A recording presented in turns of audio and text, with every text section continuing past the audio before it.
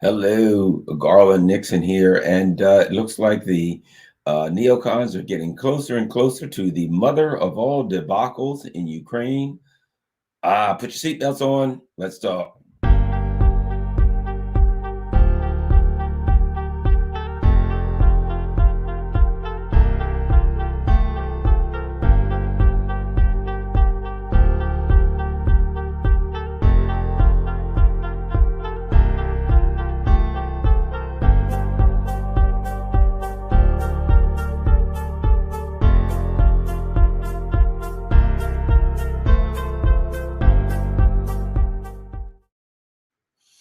Hello, Garland here, and it's time to talk about the Ukraine project and the status of the current project. We talk about um, Ukraine from the perspective of, I'm taking my earpiece out. Oh, that ain't gonna work.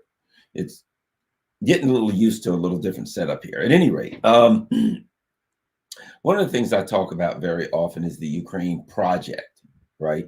Not just the day-to-day stuff. Certainly, if you are a person who's focused on, very, very focused in on the conflict in Ukraine, the day-to-day things seem important, and they are. What line moved this way, how many kilometers this went this way, did Liman fall, did Bakhmut fall, Chassav Yar, on and on and on. Those things are critical in understanding the day-to-day. I'm not belittling the importance of those things and understanding the day-to-day movement, because all parts to come together to make a whole. But one of the things that I try to remind people of is that the Ukraine project is in fact a project. It is and it's not the project. It is a part of the project.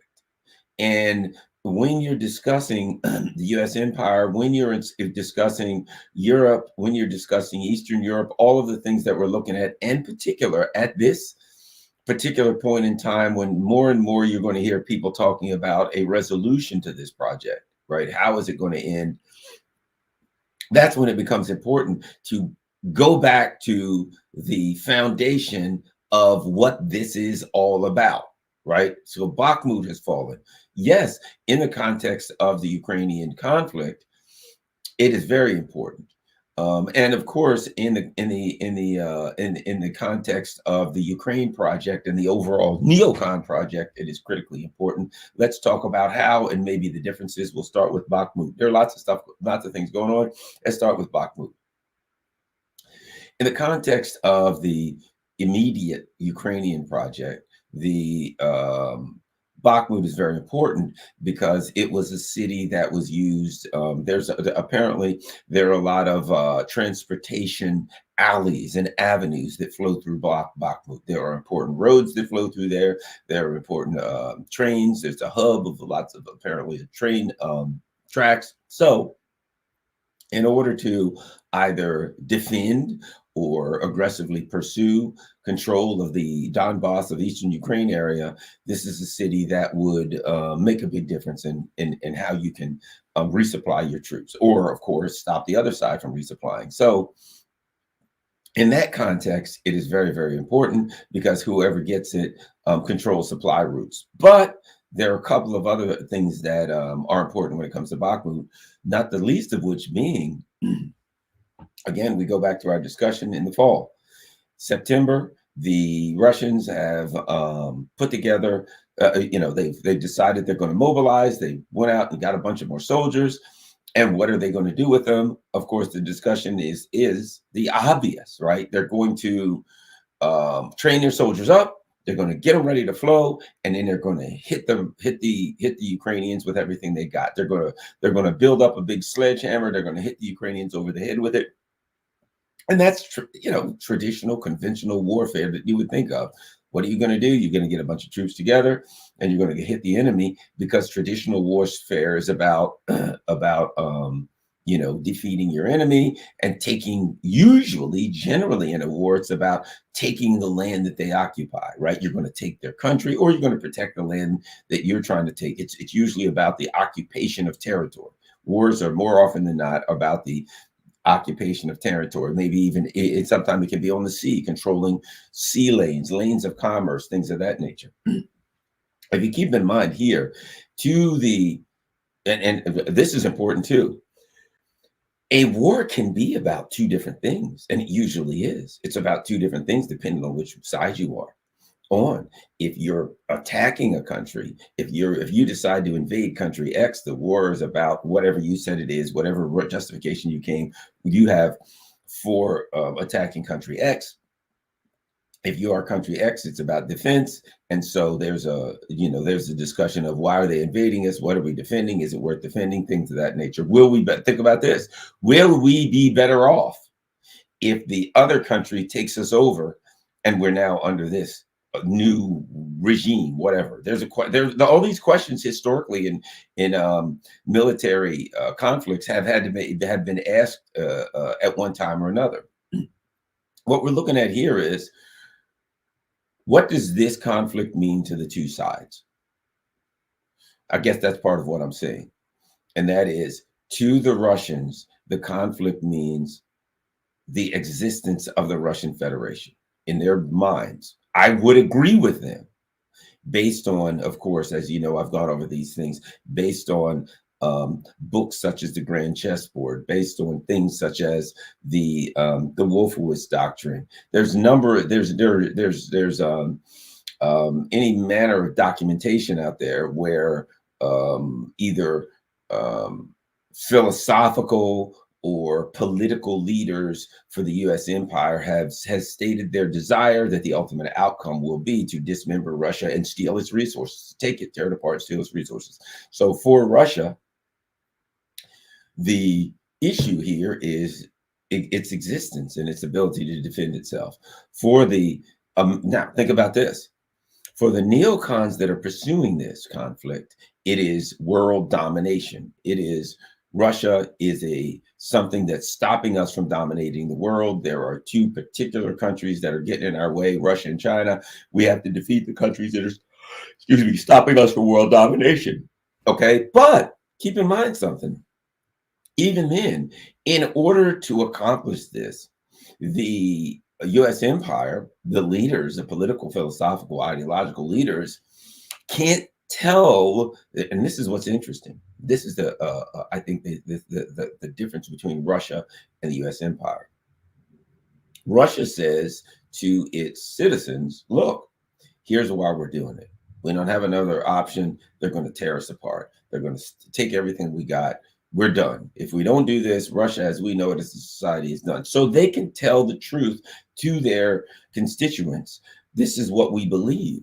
This is why it's important to us. This is why we're doing it. On the other side, it's exactly the opposite. The neocons, the Biden people, the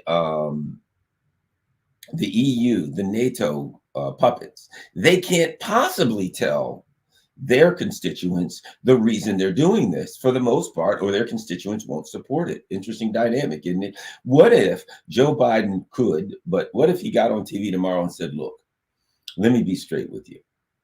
You know we don't give a crap about independence and sovereignty. Just look at our actions around the world. Come on, actions speak louder than words. However, what we'd like to do is we would like to take over Russia. We want to dominate the world. We don't want anybody to be able to challenge us. So we've got to take Russia apart. This is an assertive and aggressive effort to surround Russia with bases, to choke Russia out, to take it. And we're going after China next because we want to control the world. We got a rules-based order, the US-led polar system. We're in charge of the world. And yes, is it dangerous? Fair enough. Is it risking the life of every human being on Earth? Absolutely it is. However, we feel it's important to do this simply because we want to dominate the Earth. Oh, by the way, citizens of the U.S. and Europe, yeah, you ain't gonna benefit from this. In fact, you're really gonna suffer a lot. So we're trying to take over the world, to dominate the world, to what we believe, I'll put it this way, to hold on to what we believe is our dominance of the world, that even if it's successful, then the oligarchs in the West will benefit and you won't benefit at all. And in fact, there's no scenario in which you benefit. That would be the reality. Those are the two sides. One side can tell their people the truth. One side has to lie to their people and mislead their people, because if they told them the truth, they wouldn't support it. I think in the long run, I believe that those dynamics are deadly for the assertive, aggressive, hegemonic power. That in the long run, there's no way that the U.S. empire can maintain a long-term battle, knowing that in order to maintain this battle, the most critical factor is to keep its people lied to, pacified, and bamboozled. How do you do that? At some point, and see, that's the problem. What's happening is the cat's coming out of the bag bit by bit. The information is getting out of there. And what I'm talking about today, these things that have happened over the last week or two, are simply this thing spinning out of control. And might I add, what we're talking about here is that the U.S. empire has to bamboozle its people. It has to lie to its people about why we're doing it, and claim that it's some kind of a interventionalism for the good of the people of whatever the hell country. I don't know. Independence, sovereignty, authoritarianism, all such manner of symbolic crap that doesn't really mean anything. You know what I mean? Symbolism, performative crap. Yes, ideological things. We're standing up for good, justice, peace, and love, and happiness, and joy, and puppies, and kittens. That's crap. And as the people of the empire, bit by bit, see, hey, we're sending them a Patriot system, really. And what's going to happen? Oh, they're screwed, man. Don't you know that's one of the finest American weapons we have? It's called the Patriot system. The name says it all. Patriot. How could it go wrong? So they send the Patriot system over there, and Americans are like, oh, man, you Russians are going to get it now. You're done. You're screwed. You will not be able to fly a missile, not a plane. Once the Patriot system hits the ground, you might as well put up a white flag. Then the Russians kind of wait until it gets there, and they're like, okay, there it is. And they fire a missile and blow it to hell. How long was it there? A night? Did they get a night out of it? So what happens? The myth of American weaponry superiority, American technological superiority, was blown to hell in one night. I mean, in reality, what happened? You saw futility. You saw technology versus futility. You saw a Patriot system, which has the name and it has all the horsepower. The whole world saw that. The horsepower of the United States is behind this thing. And they put it up, and they put it up in Kiev, and they're going to protect Kiev, and blah, blah, blah. And we see this video. And this thing is just firing everything it's got. Missile after missile after missile flying, all in futility. One Kinzhal missile comes in and turns it to rubble. And then what do? Then they've got to play the PR game. Oh, it was hit. It wasn't hit. It was blown up. It wasn't blown up. Well, we think we can repair it. Maybe we can't repair it. Only some parts were broken. Other parts weren't broken. So what do they have? After it gets blown up, they got the Twitter war. The best they can do is win the Twitter info war, to go on and put some bots on there and say that it didn't really blow up. They shot down, 6 Kinzhal missiles were fired and they shot down 10 of them. That's the best they can do right now. And the world looks at them. And all of these people that have been buying Patriot missiles and all of this U.S. hardware looks at them and they're like, you want how much for what? You want how much for that? It's only good for an hour. If you're going against the Russians, as long as it takes for them to sight it and shoot at it, is how long you got it. And again, you've got to look at, I've touched on this before, but I got to say this. You got to say that if NATO is now, we're gearing up to fight Russia, they better come up with a new anti-aircraft system, because they don't have one.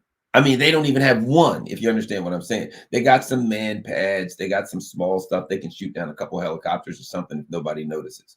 But as far as a broad-ranging, powerful air deterrent, such as the Patriot system, that dog don't hunt no more. The world looked at it, and I'll put it like this. If you were country X and you're like, I got to buy an anti-aircraft system to protect me from stuff, the Patriot ain't looking real good right now.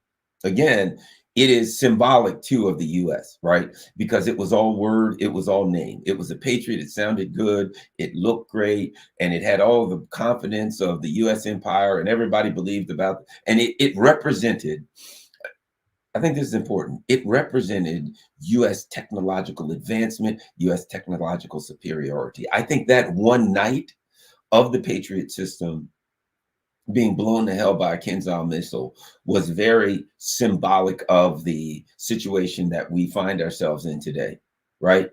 One guy's all mouth. The US is like, hey, we got these great systems and nobody can defeat them. They're the best technology, and everybody thinks, oh yeah, the Patriot system. You know, everybody thinks all this great stuff about it, and they put it out there, and they say, now we're going to show you that it works. And it was futile. It was just absolute futility. This thing fired off 30 missiles. From what I've heard different numbers. I've heard somewhere around $100 million worth of missiles. That's not counting the cost of the Patriot system. I have heard numbers as high as 15 billion each. I don't know what the numbers are for. I've heard numbers that high, but I'd be willing to bet it's over $1 billion or several billion for the Patriot system, whatever the case may be.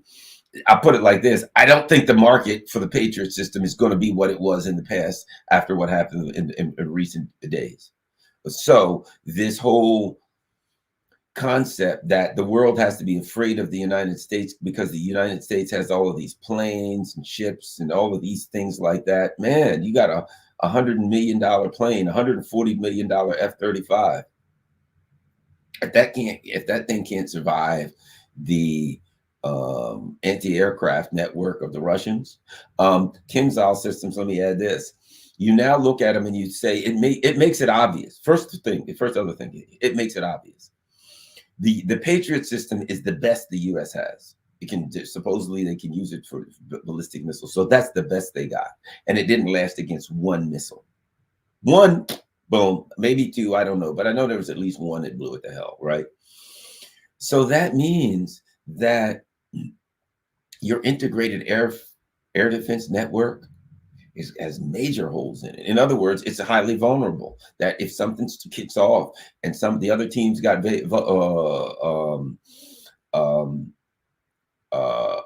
hypersonic missiles, which are going to be more and more, and air defense is not a thing anymore.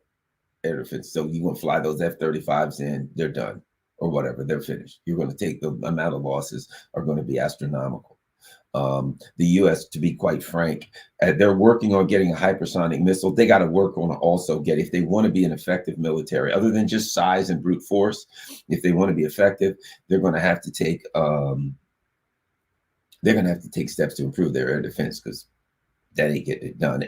But let me add this: the U.S. doesn't seem to be close to a Kinzhal, to any type of hypersonic missile. So without that, you're a second-rate military until you get that. You can be first-rate in size in certain areas and strategic nukes and all of that kind of stuff. But in the day-to-day battle, and the more traditional size battles that you have, you're in trouble right now. And the world's looking at it saying, you guys ain't what you used to be. You are not the military dominant power that you once were perceived to be. I mean, whether they were or not, they fought a lot of little countries in the Middle East that didn't have the economic and military wherewithal to go up against them. So they were perceived as being a very, very powerful country. But when you're fighting Iraq, you're going to look powerful. When you're fighting, somebody that's 1/10 of your size, it's going to make you look powerful. But the part of, let me say this, part of the neocon project, the Ukraine project is part of the neocon project of world domination. Part of the neocon project, if you recall, and this is important, part of the neocon project was is to look powerful and to scare everybody. Remember Iraq? What did they talk about? Shock and awe, right? Shock and awe. What was that? We're going to blow everything up. We're going to scare everybody, and the world will cower at our power. The world will sit back and say, oh my God, I dare not challenge the United States. I got to do everything they say, because look what they did to Iraq. It's so powerful, right? And I think that was also a plan here in Ukraine. They're going to show everybody, look what kind of a proxy army we can build. We can give the Russians hell. Nobody will mess with us, and the Russians will learn, plus we'll get to learn about their stuff, and oh, this is just going to be wonderful. Not so wonderful for Ukraine, but we'll weaken Russia. So that was part of that project. I would argue that the that the destruction of that Patriot system punched a big hole in the neocon project. That punched a big hole in it. Now let's go. Let's talk about Bakhmut. Continue with Bakhmut some. Again, the neocon project, part of what they did, and again, if you get back to the Maidan and all of that, one of the things that made it obvious that this was a project of war against Russia is as soon as they overthrew the government, they started inculcating the Nazis and empowering into the Ukrainian military and empowering the Nazis to control the military, the most extreme element. That's what the US wanted. They wanted the most violent, extreme element that they could control, that they could get their hands on, that they thought they could control, to be in charge of the country. Therefore, the country wouldn't be rational. Because if the country were rational, if the people in Ukraine were rational, which they were, if you look at the polls, they voted Zelensky in, and they on a platform of I'm going to bring peace. So actually the people of Ukraine were rational. The US neocons did not want the rational people in charge, because when the neocons said, okay, it's time to go toe to toe with Russia, the rational people would have said, that ain't very smart. It's a big power next to us. We'll be crushed and our country will be destroyed. For what? We want peace. We want a better life. We want happiness. That's what everybody wants. Nobody wants bombs raining down on their country for somebody else because we're a proxy war. Imagine that. Somebody comes to the US and says, look, I want you to go to war with the country next to you that's twice its size. And we say, why? Because it'll make us stronger. But what's it going to do to us? We're going to get blown to hell. Yeah, true, but that's your job. You got to be sacrificed. So what you have in Bakhmut now is the US overthrows this country. Immediately, Bakhmut is one of the places where they begin setting up to defend from the very beginning, setting up these entrenchment lines, all this stuff set up to defend it. Of course, part of it being because it's such a critical transport hub. And the Bakhmut was, they're going to defend Bakhmut. And so what happened, I think, is the U.S. empire looked at Bakhmut as a place to defend, so they fought to defend it. Again, they're fighting two different wars here, right?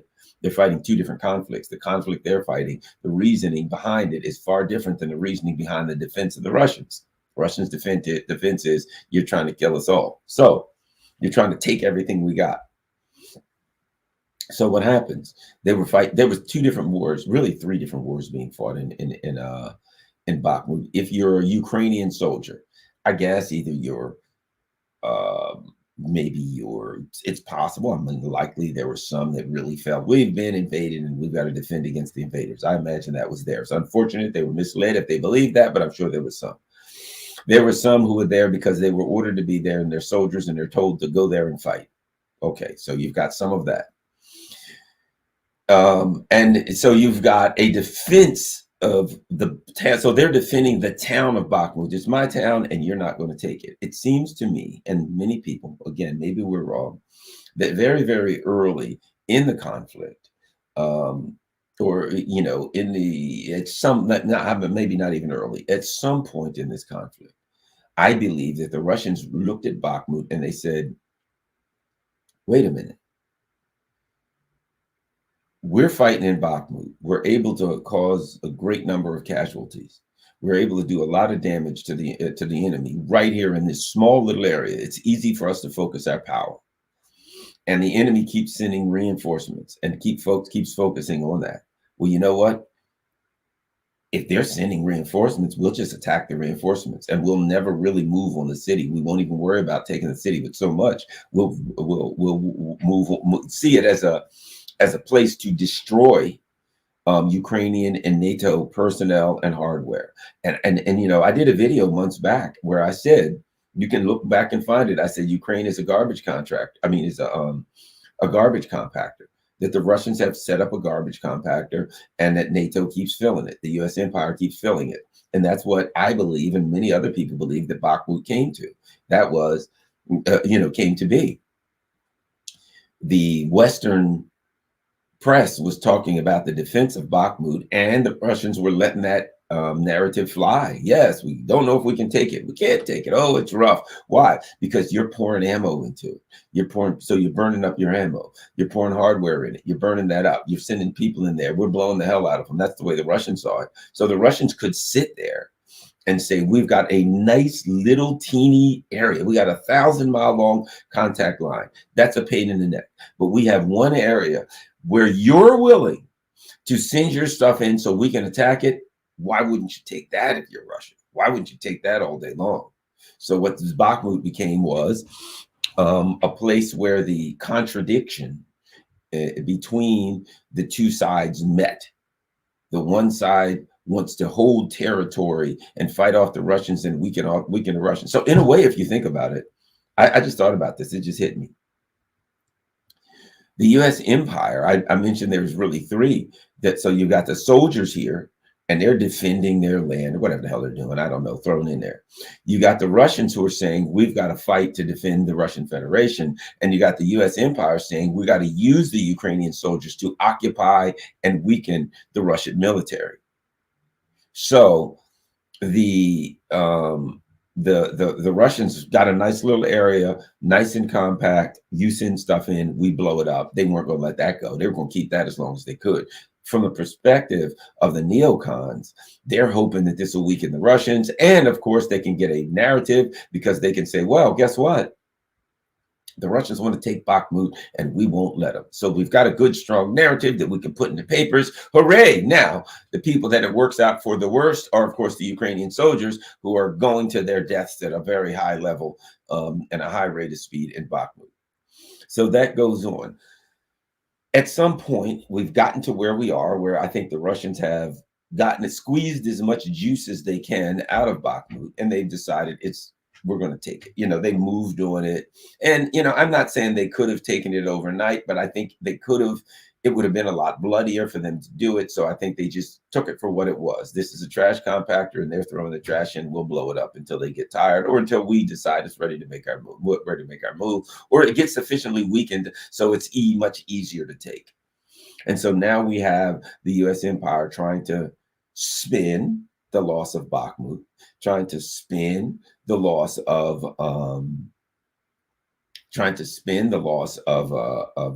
this Patriot system, which is huge, and then you got to get to the situation with Zelensky. And when we look at the situation with Zelensky, it's interesting because let's not forget the infamous attack on the Kremlin a few weeks back. Now, to hear the media read it, you'd think that even in the, shall we call, pro-Russian or even neutral media, there was an attack on Putin's life. He, barely escaped with his life. Of course, he wasn't even there. And that because that he was almost killed and there was an attempt to kill him, that the Russians have to strike back in anger and fury and blah, blah, blah. Now, from the perspective of the neocons, it shows, see, we struck at the heart of Moscow. We almost got Putin. Yes, sir. Putin's running for his life. He's scared to death. After that happened, it seemed to me there was great weeping and gnashing of teeth throughout the Russian population, but it didn't appear to me that Putin et al. Flinched. It didn't feel that they flinched, that they kind of saw it for what I saw it was, okay, here's a PR move.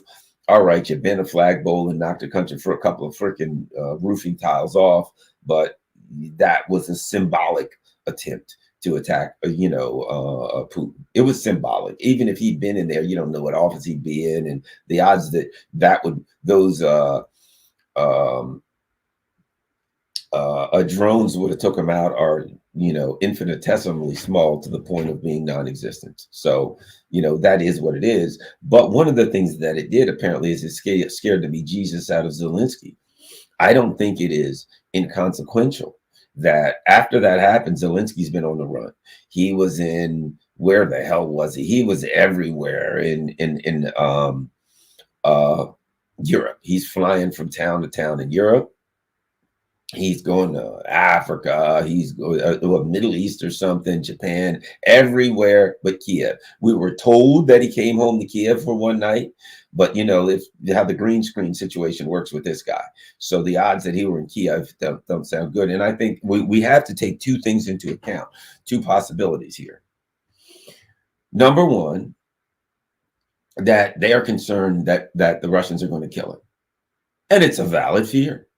I'm not going to say it's an invalid fear. I don't know. I don't guess that they are, but I think it is a valid fear that if I um, was bragging about trying to kill Putin, particularly knowing the history of this thing, even though it was nothing but a symbolic assassination attempt, I don't even see it as assassination attempt. I see it as a couple of freaking, drones, about as effective as this thing sitting behind me and taking out the leader of a nuclear superpower. But I see it as, hey, we're going to take out Putin. And from the perspective of Zelensky and his people, it's like, well, we don't know. We could have pissed Putin off bad enough to try to kill him. And he ain't probably going to try. If the Russians want to kill Zelensky, it ain't going to be hard for them to know where he is. And obviously, they got missiles that nobody can stop. He's a dead man. If they want him dead, he's a dead man.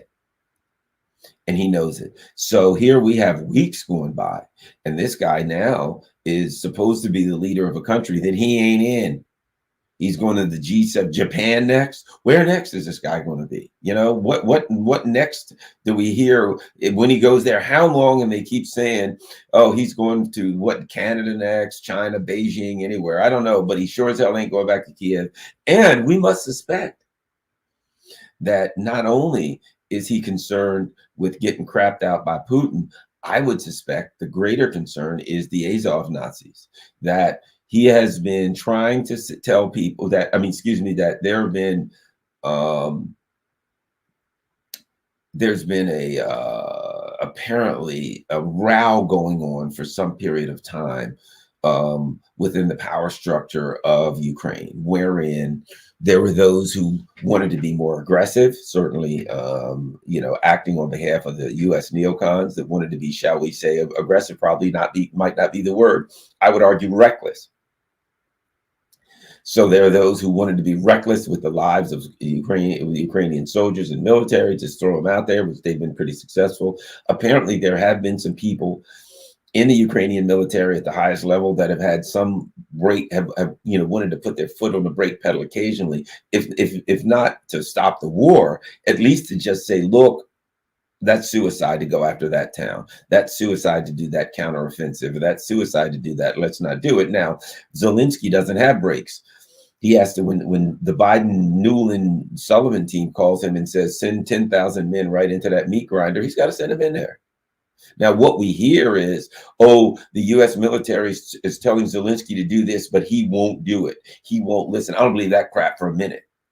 Whenever they say they're trying to tell Zelensky not to go to take his troops out of Bakhmut, not to do this, not to do that, I don't believe any of that stuff, because I don't believe that Zelensky has the political wherewithal to tell these people no, nor does he care. We learned from Seymour Hersh, the guy skimmed 400 million off the side. He's got 400 million. He's trying to get out of this alive so he can get to his mansion on the outskirts of Miami, or in France, or in London, wherever the hell. He probably wants to be here because he wants to be far as he can away from those Nazis, because he knows that when this thing ends, they're going to want to kill him.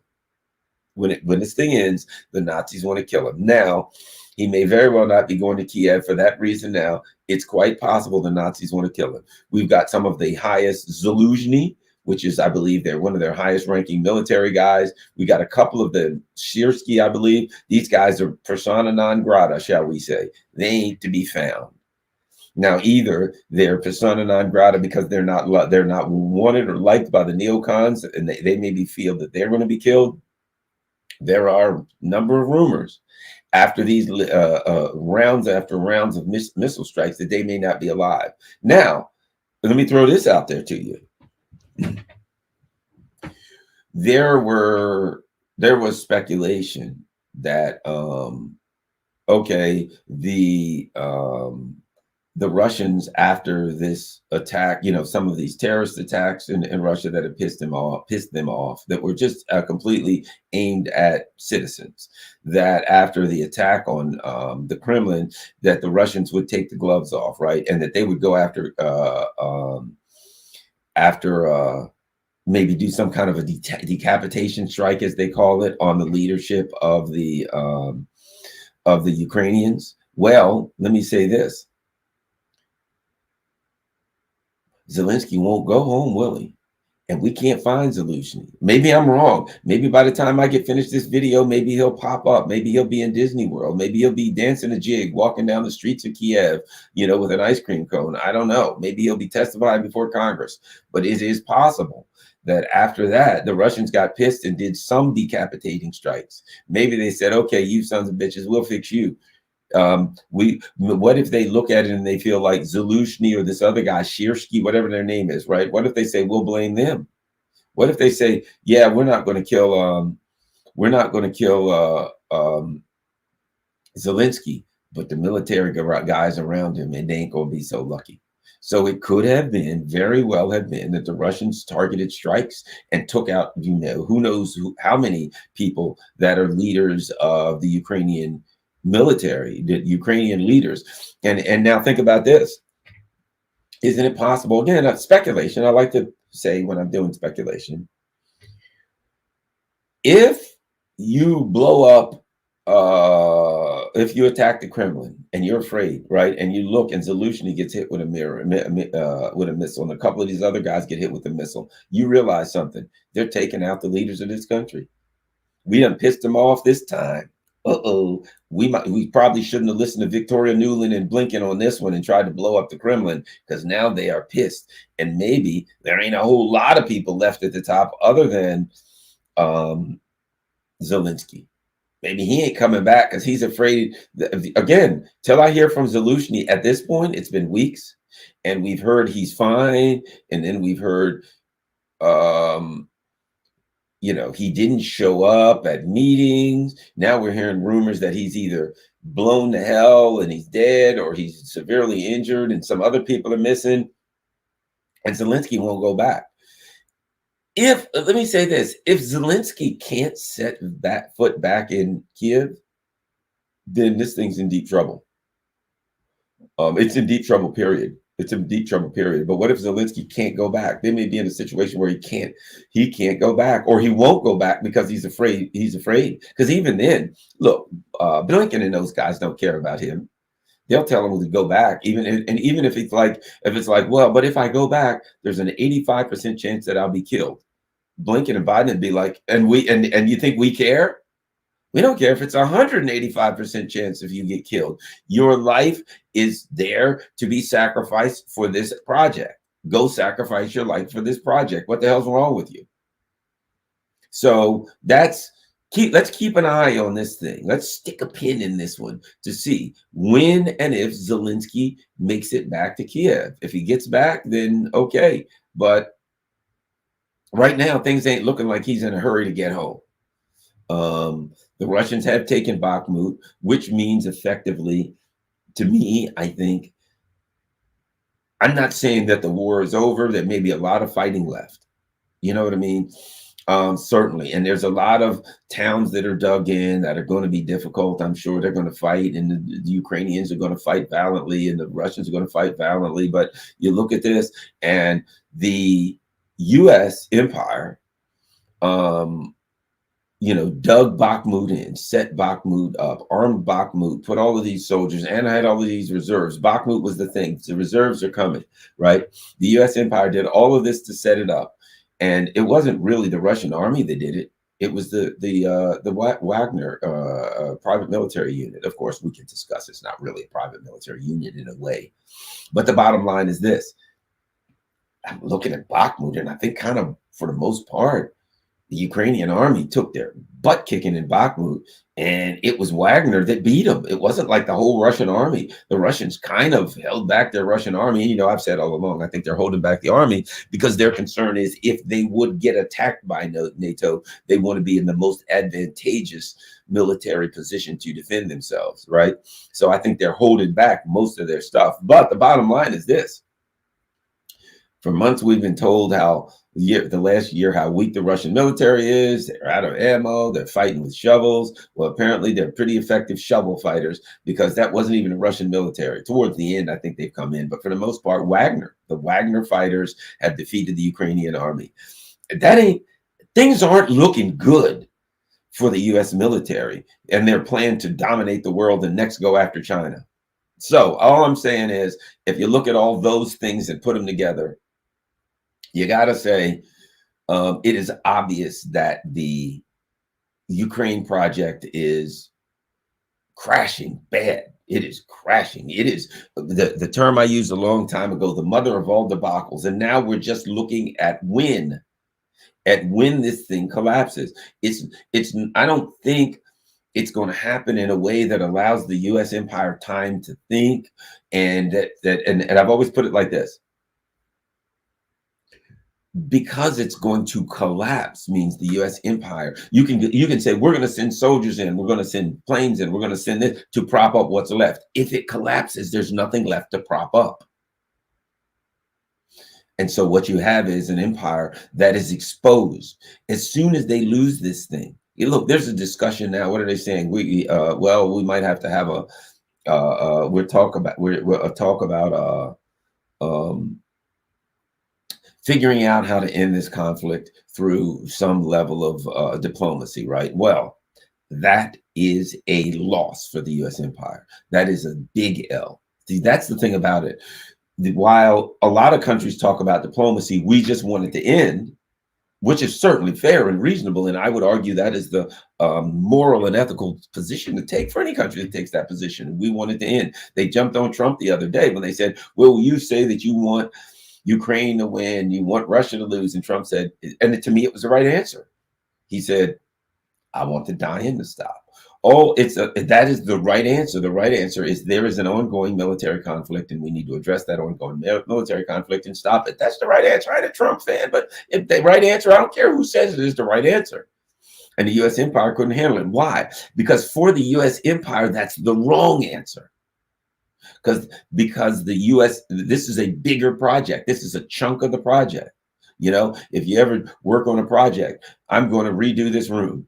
First, I got to tear all of the ceiling and the everything out, right? Then I got to make sure it's framed up right. Then I got to, but first I got to come up with a plan, right? How am I going to do this? What do I want it to look like at the end, right? What do I want this room to look like at the end? Then I come up with a plan. I may draw it up by hand. I have a buddy of mine, when he does a basement or whatever, he just draws it up by hand, and what he wants, he figures out, this is how many 2x4s, this is how many, he goes out and buys what he needs, and he goes to work because he has a plan. He has an end game. This is what I want it to look like. Where the U.S. empire is now is when and if there is a diplomatic end, their project, you can't do that anymore. That's like saying, I'm going to tear this room apart and then I'm going to redo it. And then somehow that's a project. It would be equivalent of I leave and I come back and this house is burned down. This room is burned down. It's gone. There's nothing for me to fix, right? So I got my 2x4s. I got all the things I need to rebuild this room, but there's no room to be built because the whole thing burned down, collapsed, whatever you want to say, right? In that, the Ukraine project is part of the grander project for world domination. When that falls, they lose everything. See, that's the problem. The other countries that are involved here can get out. They can say, look, this is too much of a problem. We want out. The U.S. empire, when they lose this, it's all lost. It's all lost. Think about the argument that says, we've got to go against China because China's the only ones that can challenge the world order. This is what Blinken's saying. We've got a rules-based international order. I want you to think about this.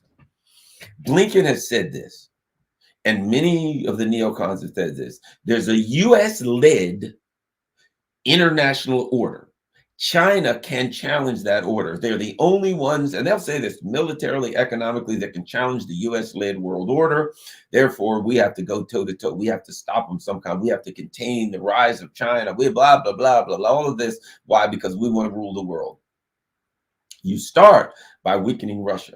You go against Russia, but why? Remember, China is the only people who militarily, diplomatically, economically can challenge us. You go against Russia and they kick your ass right out of Ukraine.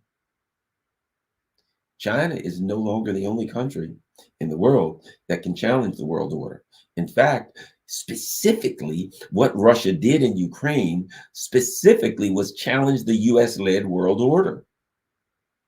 right? The neocon project, the Ukraine project is in shambles right now. So the world order was, we're going to, what is it? We're going to go into Ukraine. We're going to turn Ukraine into a weapon. We're going to arm it to the teeth. We're going to use it to weaken Russia. And we're going to continue to build bases around Russia and weaken Russia more and more and more. And Russia said, no, you're not. That is a specific challenge to the U.S. led world order. It is, no, you are not going to do this to my country. And if you think you are, come on, let's dance. We're going to fight. We're going to see what happens. But we're going to stand here and fight you tooth and nail. You ain't doing it. You're not going to take us over. You're not going to control us. You're not going to tell us what we can and can't do. And you're not going to come to our border and challenge us. Right? A specific challenge. One of the reasons that the neocons, when very early, when it became obvious that the U.S. is going to, they may lose Ukraine, or they're getting pushed back in Ukraine. That's why they said, well, we've got to take Sweden and Finland. Why is that? Because they saw the challenge to the world order, and they're like, we got to balance this out. If they're going to challenge this in Ukraine, then we got to get two new countries. So it's, oh yeah, well, they thought they were going to weaken us. Ha ha, we're even stronger. We got two new countries. It was an attempt to maintain the balance, the power balance in the U.S. led world order, right? But right now, it appears that there is no avenue. There is no way to maintain that. There's no way around this. You've lost this. You've lost it on the battlefield at this point. That's obvious. That the fall of Bakhmut, to me, makes one thing clear, and that is there is no path to victory for the U.S. empire on the battlefield in Ukraine. Ain't no path to this victory. There's no way you're going to win there. So what does that mean? Bakhmut is critical in that, in the same, it does two things, and it does one thing that does two things. It makes it clear that there's no path for victory for the U.S. empire, number one. But number two, in doing that, if there is no path for victory for the U.S. empire in Ukraine, then clearly there's no path for victory for the U.S. neocon project to maintain domination of the world. You can't say we've got to stop China because the rise of China is the only country that can challenge us militarily, economically, etc. Meanwhile, to get to China, we got to go through Russia, which is that's going. And see, here, think about this. Their mentality is Russia's going to be the easy one. This is going to be the easier of the two. So we're going to start with the easy one. You go against the easy one and you lose against the easy one. The problem is at that point, your coalition falls apart. When this thing, the neocons cannot negotiate this thing to an end. Because to negotiate it to an end, to a peaceful diplomatic solution, wipes out their coalition. That means that their coalition has to go along with that. That means that France and Germany and all these countries has to say, okay, we're in for it, which they're ready to. Italy, which they are ready to. All around the world, all of these countries at some point are going to get to the point where Africa's going to say, we're all for it. And see, people are like, what's going on? Why is China working towards this end? Let's think about this. I can make the argument and have that the longer this goes on, it benefits China and Russia. And it benefits China because as it's going on, the U.S. can't say, we're going after China. We're going after China because they're they've got too much invested in Ukraine. So I'm not going to say that I made that argument, but one could make the argument that it benefits China to keep this thing going as long as possible, because at minimum, because guess what? It does what the neocons wanted in a way. It weakens the United States and it keeps the U.S. off their back, right? So in a way, through benefiting Russia, Russia becomes inadvertently a proxy for China against the U.S. But the difference is Ukraine has been lied into being a proxy. Russia understands that the dynamics that are created makes them in one aspect of this international conflict of World War III. There's a perspective that I can argue they are a proxy for China, but China didn't create them as a proxy, but they happen to have ended up that way, in that the U.S. wants to go through China through Russia to get to China, which kind of makes them a proxy. That China has to now say, I'm going to support them because you guys are trying to fight. One of the reasons is A, they're my friends, and B, you're trying to fight them through them to get to me. But let's make another argument. You would then say, well, China wouldn't want to end this war. Of course they wouldn't want to, because it keeps the U.S. off their back even longer and gives them the opportunity to get stronger and to protect themselves if the U.S. empire does go after them. But let's look at it in a different direction. If the U.S., if China and other countries are able to bring pressure on the EU, on NATO to end this through diplomacy, right? Here's what we know. That the U.S. lost their war on Russia. How do they justify a war on China at that point? We lost. We're going through Russia to get to China. We went after Russia. We got our ass kicked. We're going to sit back, take a beating, and then say, okay, we lost to them. Now let's go for the big fish. What happens at that point, I think, is you lose your coalition. In this instance, your vassals. Because in doing this, there's so many factors happening, but in doing this, you have weakened Europe, you have weakened yourself, and also your economy is crumbling. We see what's happening with the banks. They're holding our banking system and this neoliberal economic system is being held together by bubble gum and duct tape. So in the event, think about this. So this is the question. Would China want to end this war through diplomacy if, in fact, the elongation of this war, the length of this war, the time of this war is benefiting China as it goes on, because the U.S. can't very well attack them if they're fighting Russia?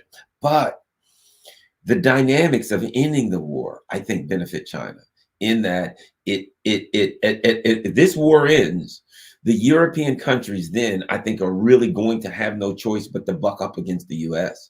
That's when the European countries say that, to some extent, you're going to hear the discussion. You dragged us into this debacle. You made us look like fools. Now, the leaders, the quislings and traitors that run the Europe and NATO can't easily do that, but they're going to have so much pressure from the people who are looking at it saying, what the hell? We're paying all of this money for bread and eggs. We went through all of this just to lose? You told us we couldn't possibly lose against the barbarian Asiatic Russians who are fighting with shovels, and we lost. And the Russians got Crimea, and they got Donbass. They got every piece. They took what they wanted, and they told us, go to hell and shut up, and we had to do it. And the bottom line is this. This ends in diplomacy. NATO went to war with Russia and lost. Right? NATO said, we're going to set this thing up. We're going to go to war with Russia, and Russia won. At that point, China now, and here's what's even worse. If China can become part of the diplomatic solution, they want to be in that China wants to be in the middle of that diplomatic solution. If they're involved in the diplomatic solution, that means they are actually working with NATO countries to get it done. They're working with, and if you notice, they want to bring in the Africans, they want to bring in the Brazilians, they want to bring in the third world. Why? Because that cements the importance of this new coalition that includes the global South and strengthens it now. And now you say this thing was ended. This thing was stopped. It was a threat to the world. And who stopped it? Well, the Chinese and the Africans and the Brazilians and the Arab League, they all came together to accomplish a goal. You have a new, very strong, powerful, unified coalition. Now, if you want to go after China, you got a powerful, strong, and unified coalition that was built around opposition to the new neocon project, both economically and militarily and politically and diplomatically. They were built around stopping the neocon Ukraine project in the neocon Ukraine project. So now China has a powerful coalition of unity. And now that the US starts going after China, who knows? There may be countries that can say to the US, I'll stop buying. What if this coalition says we're going to stop buying certain things of yours? What if they actually are prepared to institute some worldwide sanctions for all of these countries, including the global South, who said we will not export, who say we will not export some things that you need. We will not buy some things that you need. Now, let's say this thing ends and Russia and China, and Russia says, look, Russia has some things that the U.S. can't live without, such as the radioactive material to run our electric plants. What if Russia and China then come together and say, look, and the U.S., yes, we're surrounding China, we're going to do this. What if Russia and China say, let me tell you what we're going to do. If you don't back off of China, we ain't going to sell you the things you need. There's certain things you need to sell us. We're going to stop that. We're going to hurt you bad. What if they decide that they're going to economically, they tell the US, back off or we're going to hurt you bad? What happens if they say to some of the vassals of the US, back off or we're going to hurt you bad? And it's Russia and China, but now they have this coalition that has come together to end this thing, that has gotten stronger and more unified. What happens if India is part of it? What happens if now, listen to this, the Arab League,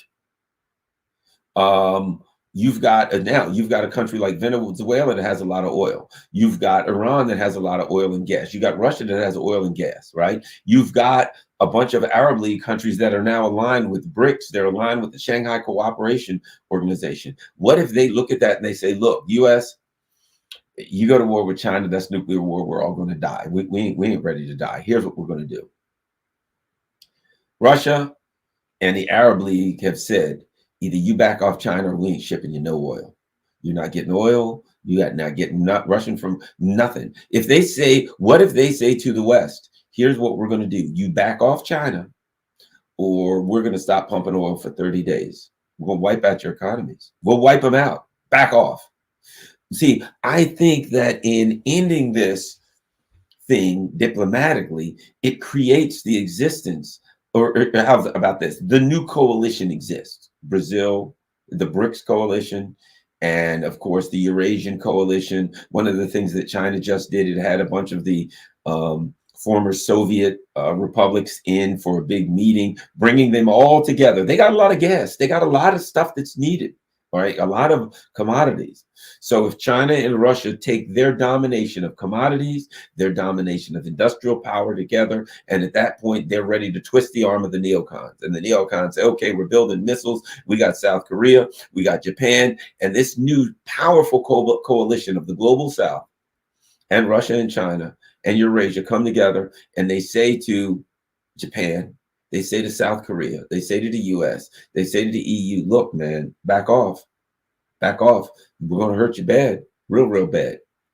Well, China calls Germany and says, it'd be a shame if almost half of your cars are sold here. You better tell your buddies to back off. They already blew your stuff.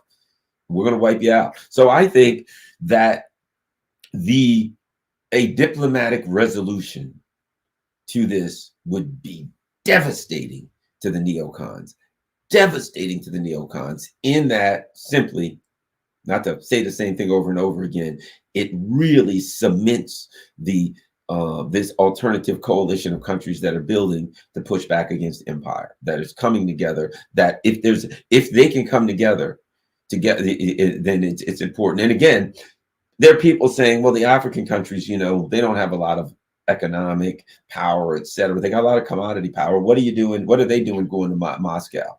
Right? I believe it's part of the plan. Russia and China are bringing them in. They're bringing everybody in. And what they're saying to the African countries, what they're saying to the Middle Eastern countries, what they're saying to the Latin American countries is, look, you weren't valued by the U.S. empire. They saw you as lesser than them. They saw you as unequal to them.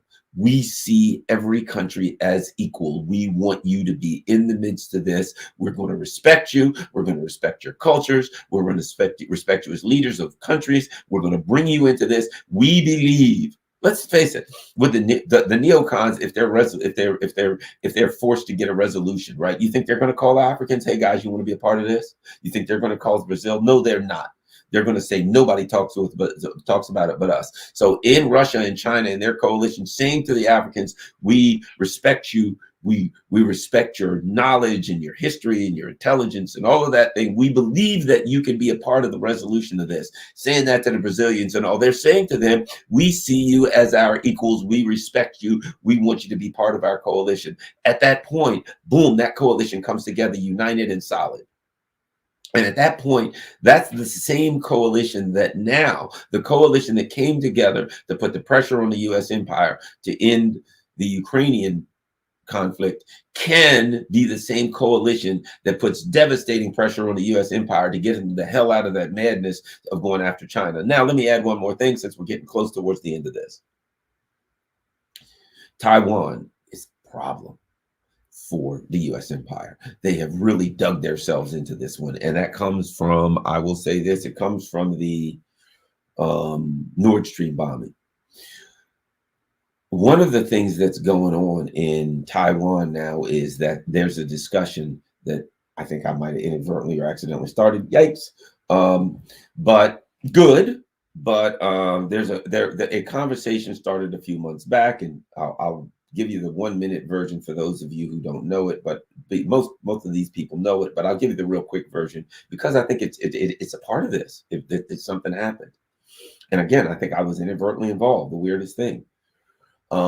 You know, most people know I tweeted a tweet, and it was a tweet that said one of my breaking news, a sarcastic tweet, and basically it said, White House insiders leaked that when asked if there could possibly be a worse debacle, a worse destruction than the and I'm paraphrasing, than the Ukraine neocon disaster, Joe Biden responded, "Wait till you see my plan for the destruction of Taiwan." Well, that went beyond what we would consider viral. If you consider 2 weeks later it was getting 150 million hits a day, that's beyond viral. So what happened was the Taiwan, and at that point the U.S. was pretty solid right now. They had this poor saps in Taiwan all setting up to be Ukraine part 2. Well, the Taiwan opposition, the KMT, started tweeting that. They started taking that tweet that I had and they started putting it out everywhere, and it went viral. And the discussion in Taiwan went viral about the quote plan for the destruction of Taiwan. And there was, man, that was on the news. That was everywhere. The government of Taiwan, their interior ministry released a statement. They tried to pass a law that you couldn't do stuff like that in Taiwan. Based on my tweet, the Chinese, they approached the U.S. State Department and said, "Hey, this guy Nixon tweeted this. Is this true?" The Chinese Foreign Ministry, Wang Yi, then demanded from the United States, "Hey, this guy Garland Nixon," literally, Garland Nixon tweeted this about the plan for the destruction of Taiwan. We want to know if it's true. And this thing hit hundreds of millions of hits. Articles in the thousands and thousands all over Asia written about it. Why? And this is important. The discussion was about, does Biden have a plan for the destruction of Taiwan? And it's very, very salient. It's very pertinent to this discussion because of what's going on now in Taiwan. So anyway, that's for those of you who don't know, I did that. That started a mess, and this big discussion started in Taiwan. I had people contact me saying, "Yeah, man, this freaking thing's out of control." This discussion, right? This was the discussion. What is going to happen to Taiwan in this big mix where the U.S. appears to be using Taiwan for a battlefield between two nuclear powers? Ain't going to work out well for the Taiwan. So inadvertently, I did this tweet. It started a conversation, and it changed the dynamic of conversation in Taiwan. Isn't that the weirdest thing? Just some schmuck like me didn't mean to do it. I guess maybe I did mean to do it. I don't know. As the universe works, the universe said, "Hey, Garland, tweet this thing," and falloom, right? Now, why do I say that? Something has happened recently. Seth Moulton, I did a video on it, said that we should let the people in Taiwan know that if China invades, will blow up TSMC, which is their biggest industry, which is their chip maker. That is Taiwan, right? And that didn't go over well. the people in Taiwan, a lot of them hit the ceiling. The head of the defense ministry for Taiwan then said, we won't let the US do that. We'll defend it, right? Basically saying, if we're attacked by China, we'll defend ourselves from the US. That discussion has gone insane. And I believe that the reason that discussion has really blown up in Taiwan and China is because the fertile ground was there. If you have dry tinder in a forest, it only takes a spark to set it off. And I think there was dry tinder. My tweet set it off. I mean, it really went off. They went off in Taiwan over that tweet and China.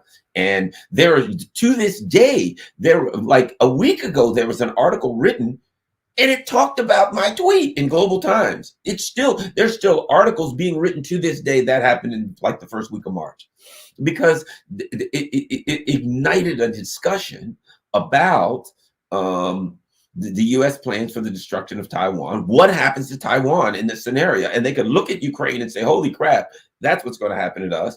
They could look at the bombing of the Nord Stream, and now they're like, the neocons are like, we'll blow up TSMC. So now I think the Taiwan project is falling apart.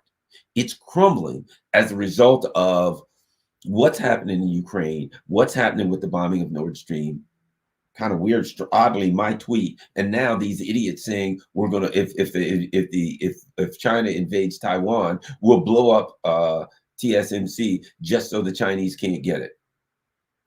So I think that a number of things are happening with the neocon project. And again, start with Bakhmut and what that symbolizes, what that shows. Make sure that you maintain perspective that the neocon project is not about Bakhmut and it's not about Ukraine. It's about maintaining world hegemony that they've already lost. And so that when you evaluate what's happening in Ukraine, you do it in the context of the bigger project. And when you evaluate the end of this thing through diplomacy, which again, I don't see how can happen, but let's just say it did. And it's critical to me. It is not only, even if you think it can happen, which I don't see how, and I've made videos about that, it is critical that the coalition, the Eurasian coalition, continues not only to push for some kind of a diplomatic end, but to bring in the global South countries, to bring in Russia, the African countries and the African leaders, to bring in the Middle Eastern, the Muslim countries, to bring in the Latin American countries, to ensure that they continue to strengthen and unite their coalition, to make sure those countries understand that they are valued in that coalition, that they're not going to be treated in the way that the U.S. empire and the colonial powers have traditionally treated them. Because so that way, when the new coalition needs them, and the time will come, and I think this is what's important and powerful. I think, people look at Russia and China like right now when they look at Africa and they say, well, they're being charitable to the poor Africans. The Africans don't have any money. They don't have this and that. They're downtrodden. And the Chinese and the Russians are just being, looking out for them just because they're good guys, blah, blah, blah. Well, here's what I think, too. I think they're wise. And they understand that number one, the Africans got a hell of a lot of resources over there. And the time is going to come when you won't have to bargain with them because they got the stuff you need. They got the stuff that everybody needs. And if they get a fair shot, their countries can grow. They've been deliberately held down, but if they get a fair shot, they've been robbed of these unlimited natural resources that they have. I think Russia and China realizes the time will come when we'll need to work with them to barter and trade regarding those natural resources. And we want to be in a position where we have built a trust. We've built trust and we've built an economic mechanism to do business with them outside of the US dollar regime. I also think they recognize that in the collective, Africa, the global South, Africa, South America, the Caribbean, et cetera, that as a collective, in the aggregate, that is a very powerful bloc. And so they're looking at them saying, you know what? Yes, individually, Mali isn't powerful, but there's a powerful bloc in Africa. So they actually, I think the Eurasian bloc really values the power of Africa, Latin America, Middle East. They value that in the long run. And they know that when they get ready to stand up to the US and say, you're not going to come in here and attack China. You're not going to come in and start a war with China. You're not going to come in and you're not going to turn, you've blown the Middle East to hell. You got AFRICOM all over the place. You're turning Europe into a backwater pile of crap. And that now you want to go to Asia and do it next. And that we're not going to allow that to happen. And they're trying to do it in Africa too. And I think it's the value that we're going to build this block, we're going to unite this block, and it's going to be too strong for the US empire to push over. So it's not charity for Africa and Latin America. It's truly valuing that they're going to be a very important part of the new world order, and that they have to be respected and they have to be brought into the diplomatic, economic, and geopolitical center of things. You notice something now. One other thing they're saying, Russia, China, they're now saying, look, it is important that Africans have representations at the UN. How come Africa is not on the Security Council? They got to have representatives. They're bringing these people in. They are empowering Africa, recognizing the potential economic, military, intellectual, a cultural power of Africa over the long term. They're looking at it saying, we respect you people. We want to bring you into it because you can be a great help to us. We can be a great help to you. Same with Latin America, on and on and on. I think that's powerful. I think that's the direction we're going. And I think they all realize we got to do this. And because they got another big lift. Once they get this, once they get this calm, because everybody looked at it when this started and said, man, this could get us all fried, right? We could all get nuked. So I think all of these countries said, we got a heavy lift here, and the heavy lift is to get this thing ended without getting us nuked, because these people, these neocons, are idiots. I do think they're working on that, but they're putting together a coalition saying we got another big heavy lift. That heavy lift is when the neocons go after China. And as I said, because of what's going on in Taiwan, and thank goodness I will take credit for doing some of it, for at least throwing a match on that dry tinder. Because of the dynamics in Taiwan, it's going to get harder and harder for the U.S. empire, at least to use Taiwan as as cheese in the trap, shall we say? As when you go bass fishing, sometimes you use a minnow on the hook and you throw the minnow, or fishing, you throw a minnow, right? Ukraine was the minnow. Everybody sees what happens to the minnow in this circumstance. And so we want to make it so that Taiwan can't be the minnow, and Taiwan's recognized that, and they don't want to be the minnow. So luckily the dynamics are changing in Taiwan. Hooray. And I think it's going to be tough for them to be used. I also think that in South Korea and Japan, there are the rumblings of an anti-war movement. In the US, there's the rumblings. And I think that when economic times get more and more difficult, as the 2024 election gets closer, and people like, again, I'm not a Trump fan. You may not be a JFK fan, whatever, but Trump is saying some things about let's not go to war or what have you. JFK is saying something more profound, than he's saying let's stop being the empire that goes around the world and overthrows countries and coups and takes their stuff. Now, Trump is still down with overthrowing the government of Nicaragua and Venezuela and Cuba and doing coups in Africa and things like that. So Trump, he's still down with coups everywhere and doing all that CIA crap. The problem is that doesn't align with Trump, because the people that are doing the coups and overthrowing the governments all over the place are the very people that tried to take Trump out. So Trump, there is a contradiction in his foreign policy where he says, on one hand, we don't need to go after Russia. On the other hand, China is evil. On the other hand, yeah, we still got to stop and do this Monroe Doctrine. So there's a contradiction, a fundamental contradiction in Trump's foreign policy that I don't see in JFK's foreign policy. But the bottom line is this: what is critical is that at a time when crap's falling apart for the U.S. empire, at that same exact time,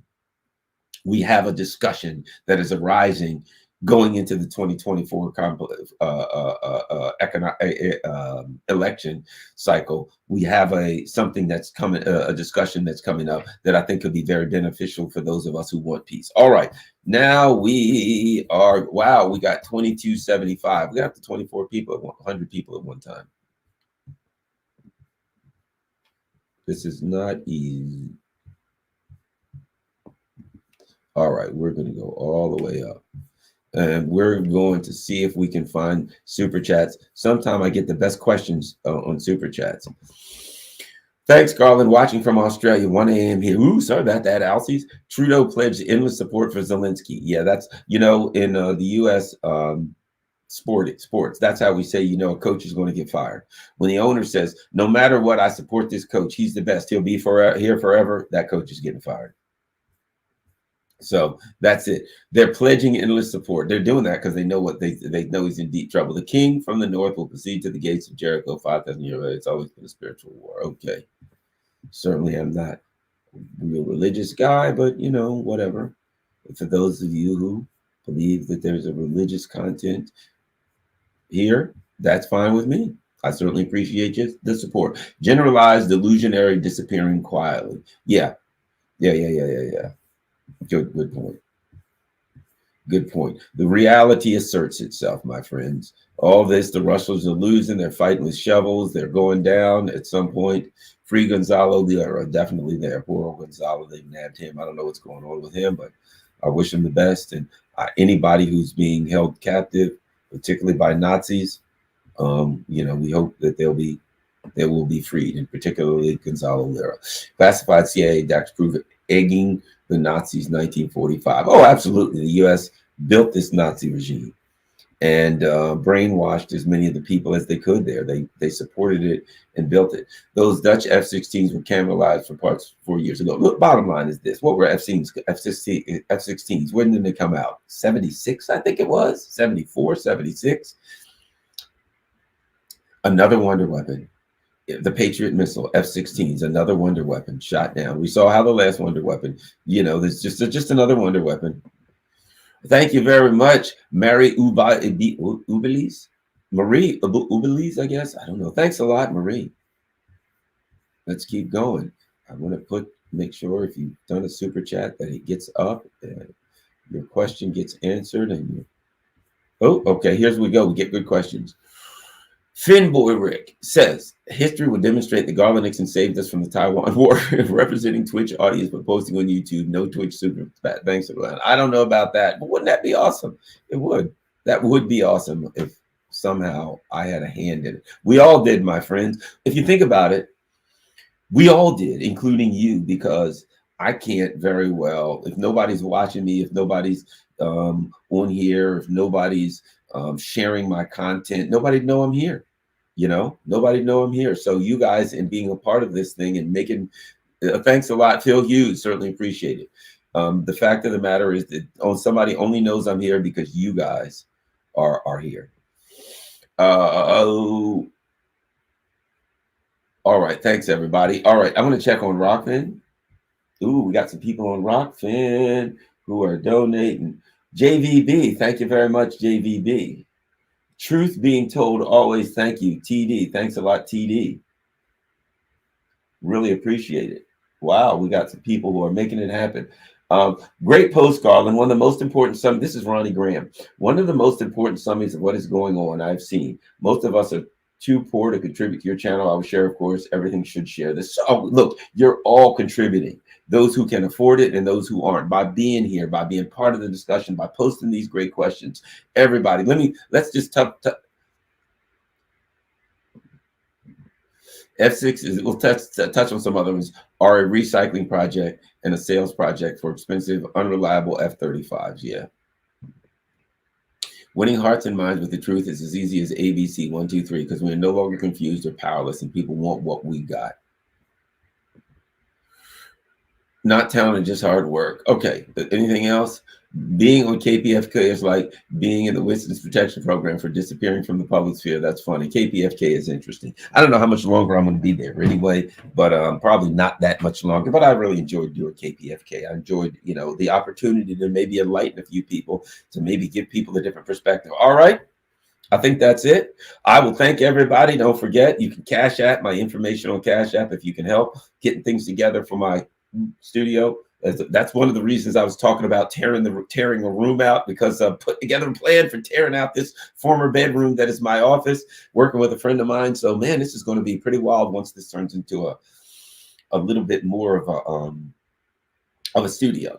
So thanks everybody who's contributing to that. Of course, there's PayPal, there's patreon.com. Everybody knows how to do that. And good old buy me a coffee, certainly. And the way that works, you can do like $5 is to buy a coffee, and you can buy 1, 2, 3, as many as you want. And now buy me a coffee is great, because you can do just like Patriot. You can say, I want to give Garland a monthly coffee for 5 or 10 or 15, whatever, right? So you can become a monthly subscriber, is that the term? Whatever, on Patreon. That's great. Last but not least, rockfin.com/Garland Nixon. If in fact I get tossed off of YouTube, you want to find me on Rockfin. So make sure you go over there and become a member, just in case they heave me off of YouTube, which could happen on any given day.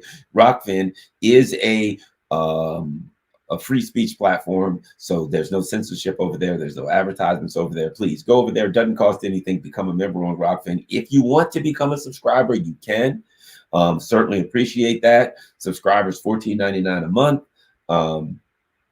and you can sign up for a year. It's like $12 something. So if you can do that on Rockfin, I appreciate it. If you can't, then just become a member. It doesn't cost anything. You'll see all my stuff. All right. And June's coming, so we'll be back here shortly with my Wednesday morning show with Scott Ritter for my Rockfin people. So thanks a lot, everybody. Peace. Let me make sure I haven't missed anybody. Make sure I haven't missed anything. Great. Thanks a lot, everybody. Peace. Wow. Don't forget, everybody, hit the like button, share this on all of your social media platforms. Peace. I'm out.